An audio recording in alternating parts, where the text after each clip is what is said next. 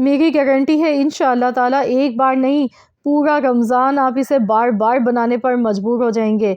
इतने आसान, इतने मज़ेदार पिज़्ज़ा स्टाइल ये स्नैक्स बन के आपके जब तैयार होंगे, जो कि जेब पर भी आपकी भारी नहीं पड़ेंगे। ना तो ऑयल का ख़र्चा है, ना चिकन का, ना मटन का, ना तो अंडा इस्तेमाल किया, ना ही ब्रेड क्रम्स। बहुत ही झटपट आप इन्हें मिनटों में बना सकते हैं। लुक आप चेक कीजिए, देखते ही मुंह में पानी आ जाएगा जब इफ्तार में आपके सामने होगा प्लेट में इतना ज़बरदस्त ये स्नैक्स। अस्सलाम वालेकुम दोस्तों, आज मैं आपके लिए एक बहुत ही वीआईपी रेसिपी लाई हूँ।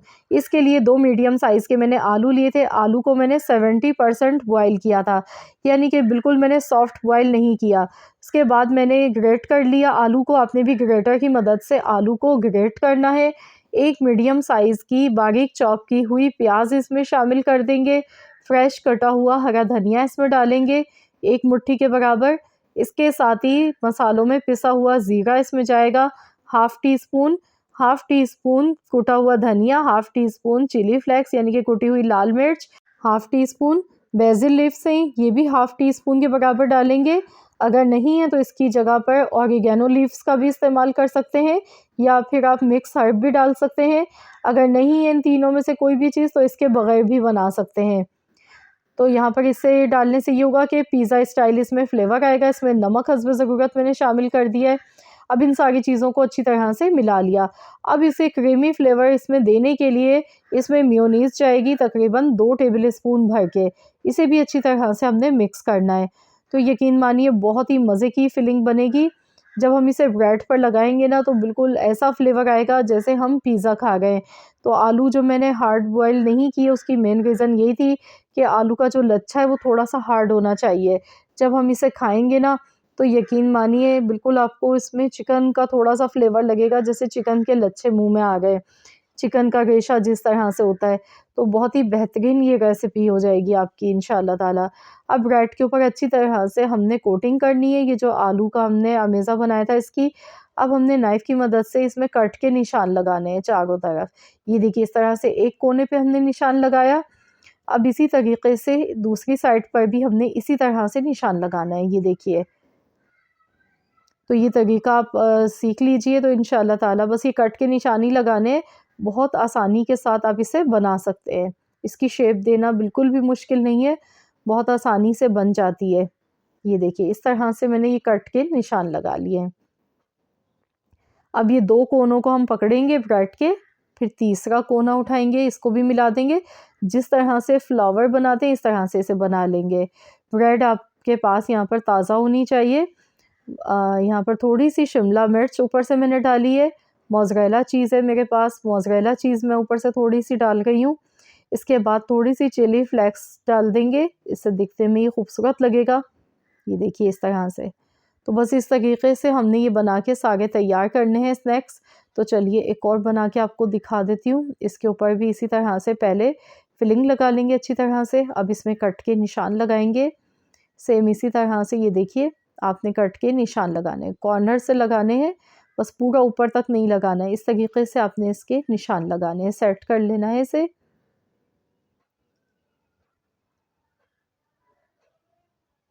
तो ये बहुत ही आसानी से आप इसे बना सकते हैं। बस थोड़ी-सी इसकी टेक्निक होती है, ये आपने सीखनी है। वीडियो को मैं थोड़ा स्लो करके आपको दिखा गई हूँ ताकि आप लोगों को प्रॉपर इसका तरीका सही से समझ में आ जाए। ताकि आप एक बार में जब बनाएँगे तो आपसे इंशाअल्लाह ताला पहली बार में ही बिल्कुल एकदम परफ़ेक्ट बन के तैयार होंगे ये स्नैक्स। और आप जब बनाएँगे तो यकीन मानिए आपको बड़ी खुशी होगी जब आप इस तरह से ये फ्लावर स्टाइल इतने बेहतरीन से स्नैक्स बनाएँगे, जो कि देखने वाले यही सोचते रह जाएँगे आपने पता नहीं कितनी इसमें मेहनत की होगी। लेकिन आपको पता होगा कि आपने इसे कैसे झटपट मिनटों में बनाया है। तो इसे अच्छी तरह से आलू की फिलिंग लगा के सील कर देना है, जो आखिर वाला इसका कॉर्नर होता है, ताकि ये अच्छी तरह से सेट हो जाए।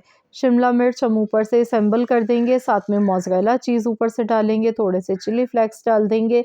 तो इस तरीके से देखिए मैंने ये तैयार कर लिए हैं स्नैक्स बना के। तो चलिए अब हम इन्हें तैयार करते हैं। तो पैन में हल्का-सा बटर आप ले लें या ऑयल ले लें, तो हमने हल्का-सा इन्हें पकाना है। आप चाहें तो अगर आपके पास एयर फ्रायर है तो आप उसमें भी इन्हें बना सकते हैं बिना ऑयल के, या ओवन में भी आप इन्हें बना सकते हैं। तो सबके पास ओवन, माइक्रोवेव या फिर एयर फ्रायर नहीं होता है, तो मैं आप लोगों की आसानी के लिए पैन में बनाकर दिखा गई हूँ। आपने करना क्या है, थोड़ा-सा ऑयल लेना है, बिल्कुल थोड़ा-सा मैंने ऑयल लिया है, 1 टेबल स्पून के बराबर। गैस का फ्लेम हमें बिल्कुल लो रखना है, हल्की आंच पर 1 से 2 मिनट के लिए हमने इसे पकाना है। अब हम इसे ऊपर से कवर कर देंगे। ढककर बिल्कुल हल्की आंच पर 2 मिनट के लिए पकाएंगे। अगर बहुत ज़्यादा ओवर कुक किया तो ब्रेड नीचे से जल सकती है, तो इस चीज़ का आपने ध्यान रखना है। 1 से 2 मिनट के लिए पकाएंगे। तो यहाँ पर देखिए मैंने इसे 1 से 2 मिनट के लिए पका लिया है। तो चलिए अब हम इसे निकाल लेते हैं। तो आपने देखा कितनी आसान रेसिपी है, कुछ भी मुश्किल नहीं था इसे बनाने में, और बहुत ही कम खर्चे में, कम बजट में एक बहुत ही बेहतरीन स्नैक्स आपके बन के तैयार होंगे इफ्तार स्पेशल के लिए।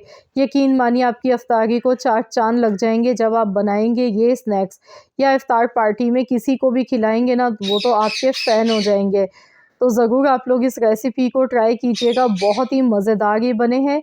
आप लोग एक बार बनाकर देखिएगा, इंशाअल्लाह ताला मेरी गारंटी है कि आप इसे पूरा रमज़ान बनाने पर मजबूर हो जाएँगे। तो आई होप कि आप सबको मेरी आज की ये रेसिपी पसंद आई होगी। रेसिपी अच्छी लगी है तो वीडियो को लाइक कर दें, शेयर कर दें। चैनल पर नए हैं तो सब्सक्राइब कर लें। मिलते हैं इंशाअल्लाह ताला एक और नई रेसिपी के साथ, तो जब तक के लिए अल्लाह हाफ़िज़।